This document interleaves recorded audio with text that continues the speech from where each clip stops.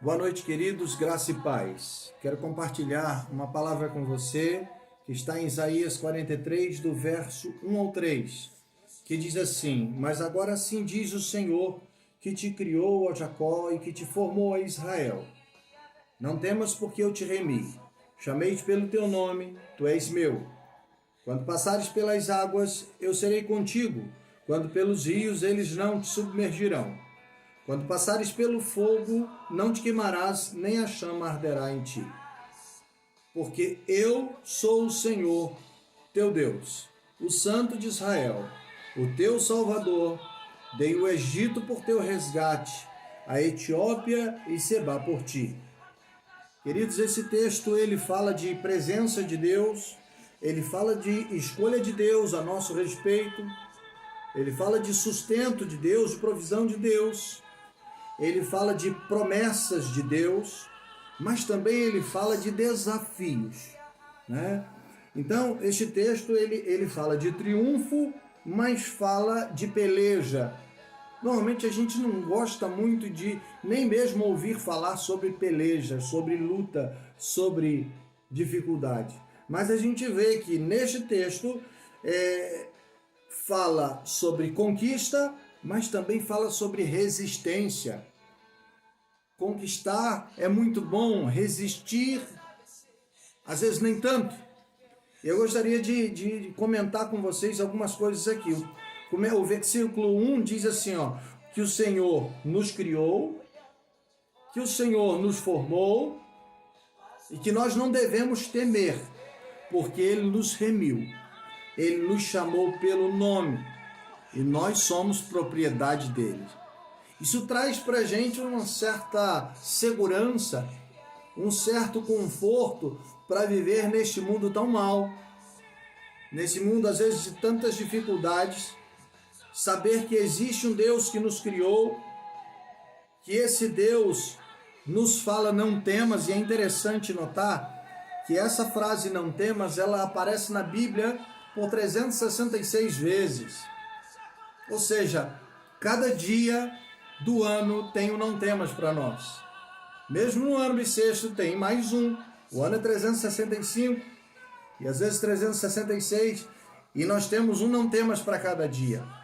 E se Deus faz questão de, na sua palavra, repetir essa frase, faz questão de que essa frase seja repetida, é sinal de que o medo é possível, o temor é possível. E o medo pode destruir a nossa vida. Existem pessoas sendo destruídas pelo medo. Nós ouvimos no noticiário alguns dias atrás de um casal já de terceira idade que, de tanto ouvir de tudo que se está falando, ele se trancou em casa com a esposa e não admitia que a mesma saísse, e ele muito menos, não admitia que ninguém entrasse. E um dia sua esposa resolveu sair de casa e ele não queria, de maneira nenhuma. E ele chegou ao ponto de esfaquear a sua esposa. Ela morreu, ele cortou a borracha do gás, explodiu a sua casa, ele não morreu, foi hospitalizado. Isso tudo por causa do medo, do terror. E se porventura você está vivendo um momento de medo, a palavra de Deus para você é o seguinte: Ele te criou e Ele te diz para você não ter medo. Vão existir desafios, ameaças, vão, mas os desafios e as ameaças, elas não podem nos vencer, não pode nos deter, não pode nos aprisionar. E aí o versículo diz que Ele nos remiu, nos resgatou, nos livrou. Chamou-nos pelo nome e nós somos propriedade dele. Isso é confortável, não é verdade? Agora, quando você vai para o versículo 2, você vê assim, olha: quando passares pelas águas, eu serei contigo, quando pelos rios, eles não te submergirão, quando passares pelo fogo, não te queimarás, nem a chama arderá em ti. É algo motivador, é algo que renova a nossa fé, saber que Deus vai estar conosco. Se enfrentarmos a correnteza de um rio, eles não nos submergirão. Se passarmos por águas tempestuosas, elas não nos destruirão. Se passarmos pelo fogo, nós não vamos ser queimados pelo fogo. Mas é o seguinte, quando a gente fala se, é uma coisa. Agora o texto não diz se. O texto diz o seguinte, quando passares.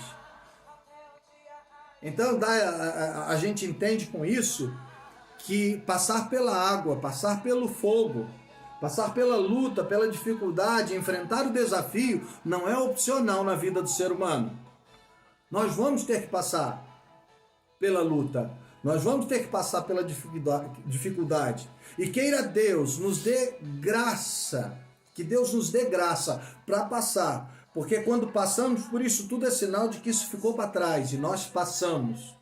E temos a possibilidade de olhar para trás e ver que fomos vitoriosos e triunfamos sobre as lutas e as dificuldades. Estamos vivendo dias de muita luta, de muito terror, de muita apreensão. E a gente vive um misto de muita fé e de nenhuma fé. Tem dia que a gente se levanta renovado.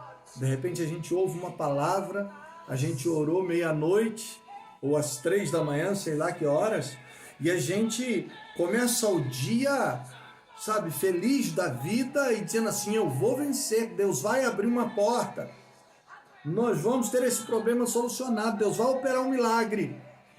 Mas tem dia também que o contrário acontece, você se levanta e a vontade que você tem é de que não tivesse acordado, para não pensar. E continuasse dormindo, sei lá, por uns 2 meses, quem sabe, para você ver o que é que aconteceu quando acordasse. Mas isso não é possível. A luta não é opcional. O desafio não é opcional. O passar pelo vale ou pelo deserto não é opcional. Então isso me faz entender o seguinte, que conquistar é maravilhoso. Que conquistar é algo abençoador quando você conquista, seja pelas suas próprias forças ou pelo fato de você ter orado e Deus ter derramado uma bênção, um milagre sobre a sua vida.